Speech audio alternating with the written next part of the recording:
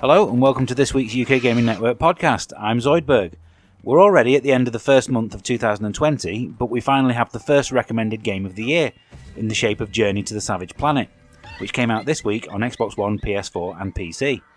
It's the first game from Typhoon Studios, a Canadian indie developer formed by ex-Ubisoft employees, and their experience making AAA games shines through in this fantastic looking, hugely enjoyable game. It places you in the role of a lone explorer, sent into the far reaches of space by Kindred Aerospace, the proud fourth best interstellar exploration company, to scout distant planets and assess their suitability for human life. This means you'll have to venture out and scan every plant, creature and rock you can see, as well as forage for anything that you can use to make weapons and equipment. What makes it such a joy to play, apart from the bright, colourful visuals, is the rich vein of humour running throughout. Sending puffer birds flying with a kick never gets old. It's great fun to test the limits of your abilities, and the script is consistently funny. Add a co-op partner into the mix and it becomes even better. If this had cost upwards of £40, nobody would have batted an eye, so for it to be only £25 is an absolute steal. In recent years we've seen a bit of a boom in the survival game genre, with games like Astroneer and Subnautica dumping players onto unknown planets and asking them to explore. Savage Planet is the best one of these games we've played to date, and it's inspired us to have a look back through gaming history to find some more instances of hostile planets that developers asked us to escape from. Here's 5 of the best.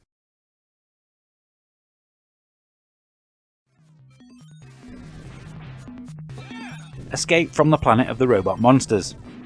If you're in any way concerned about where advances in artificial intelligence and robotics could lead, then this 1989 arcade game from Atari could be viewed as a cautionary tale. It's one of those rare games where everything you need to know about it is right there in the title. Your objective is to blast your way to freedom through 15 stages of mechanoid mayhem, rescuing as many fellow humans as you can along the way. The striking isometric graphics made the game stand out from other arcade cabinets at the time, and the gameplay remains fun and frantic, especially as you're forced to keep moving by the threat of more enemies appearing if you stand still too long.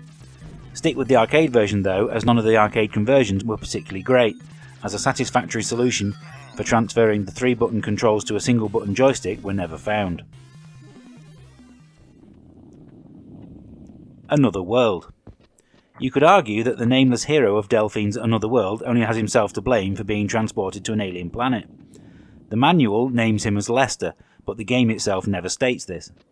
You'd have to be pretty silly to perform dangerous particle experiments alone in a secret underground lab in the middle of a storm, but that's exactly what he does. And from the moment you take control upon arrival, things are trying to kill you.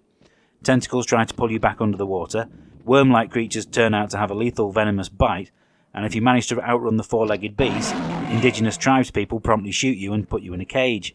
And that's just the first 2 minutes.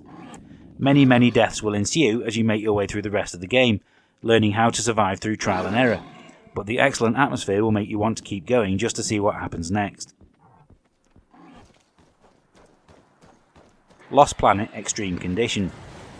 EDN3, the setting of Capcom's fun but flawed third-person shooter, is home to a vicious species of alien known as the Acrid, and despite the fact that some of them are towering giants, they aren't actually your biggest threat. As the entire planet is in the throes of an ice age, you'll need to collect thermal energy from everything you kill in order to stop yourself from freezing to death, and that's before you even consider that the blizzard conditions will severely restrict your ability to see what's ahead. Fortunately, you're not expected to go through the entire mission on foot, and you'll be able to pilot heavily armoured mechs at various points, and you'll certainly need them to take down the larger Acrid. In the disappointing sequel, we got to see what other areas of the planet look like, specifically when they weren't drenched in snow, and if anything, the jungles and deserts are even more hazardous to human life. The less said about Lost Planet 3, the better. Evolve.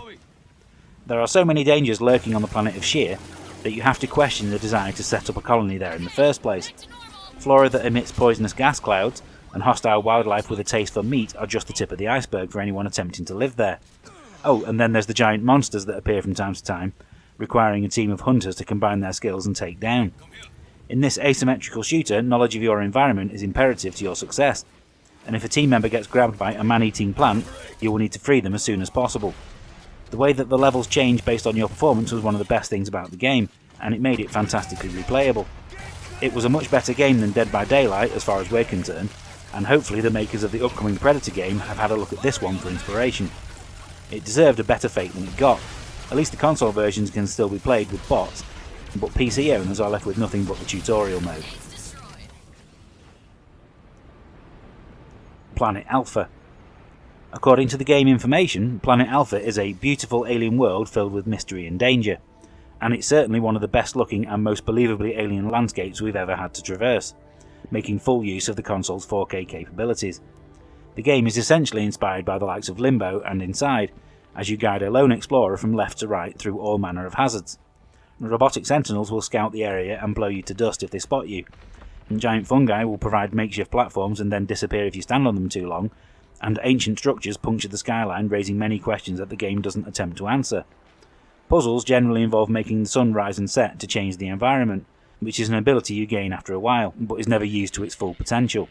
It's worth a playthrough at least once, if only for the truly stunning visuals. Just don't expect it to linger in the memory for very long afterwards.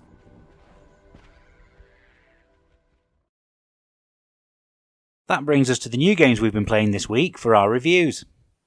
Released to coincide with the Australian Open, AO Tennis 2 is a massive improvement on last year's bland offering, and one of the best tennis simulations we've played since Topspin 3. There's some genuine skill required with shot selection, timing and placement as soon as you raise the difficulty anything above rookie level. So much so that a quick playthrough of the tutorial is recommended to grasp the basics. Even then, you can expect the unforced error statistic to be high for the first few matches at least. The ability to challenge line calls adds a nice level of authenticity, even though it ends up being rather pointless. Being an officially licensed product, there's a number of real-life players to choose from, and faithful recreations of the arenas. The developers have thankfully seen fit to include other surfaces to play on as well, with each of the other 3 Grand Slam events covered. What the game lacks, though, is the important fun factor. It might be good-looking and challenging, but we'd still rather play something like Virtua Tennis or Mario Tennis instead. Coffee Talk is a novel game where your ability to serve drinks in a coffee shop dictates how much of the story is told. We played the demo and had to buy it almost instantly, as we were hooked from the first espresso. Observing the lives of your clients and seeing the stories unfold is a delight, and puts pressure on getting their drinks orders right. The stories touch on some serious topics, but have a unique way of broaching them. The clients are a combination of orcs, werewolves and other fantasy creatures, with a couple of humans as well. The pixel art style is nicely done, and the music works well for background noise. We're also thankful that the developers remembered that console owners will be playing on a TV, and have sized the text accordingly. Aside from the story, there's an endless mode that allows you to focus on the drinks side of things, with either experimentation or going against the clock. It's the story mode where the game shines though, with cleverly crafted and interesting characters. We can only recommend Coffee Talk to those who love a relaxing time and enjoy reading. For those that do, this is certainly a game to look at.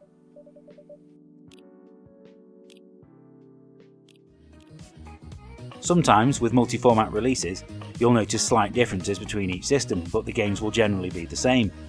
Music Racer, however, comes to console and removes 2 of the key features that made the PC version worth playing: VR and custom soundtracks. What you're left with on PS4 is a rhythm game with a forgettable soundtrack and a frustrating interface.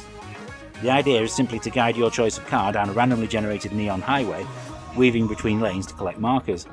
On default settings, it's nigh on impossible to see where the note markers are coming from, particularly when the music tempo increases. If you tinker with the settings though, you can at least zoom out a bit and give yourself a fighting chance of getting a decent score. But even then, the random nature of the roads means that you can never really learn the songs. On the PC, it's not only slightly cheaper, but you'll also have more fun, as playing along to a song that you already know is instantly more gratifying. Even then though, there's little to recommend, especially as you could just play Neon Drive instead.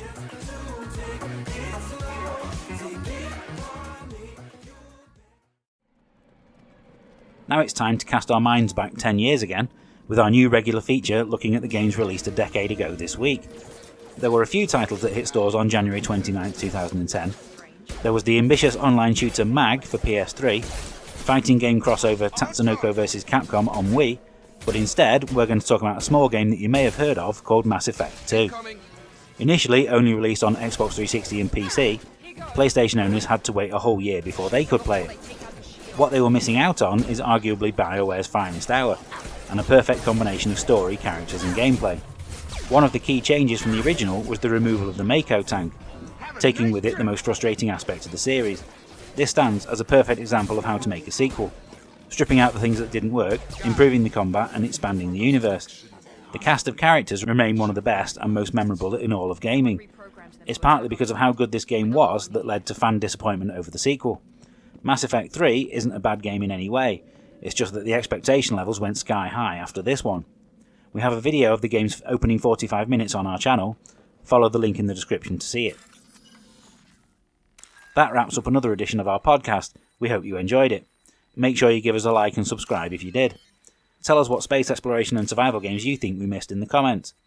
We'll be back next week at the same time, where we'll hopefully get a look at new releases including Zombie Army 4 and Monster Energy Supercross 3, among others.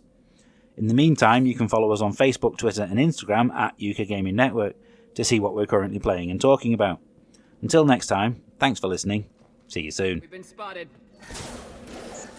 This should scramble the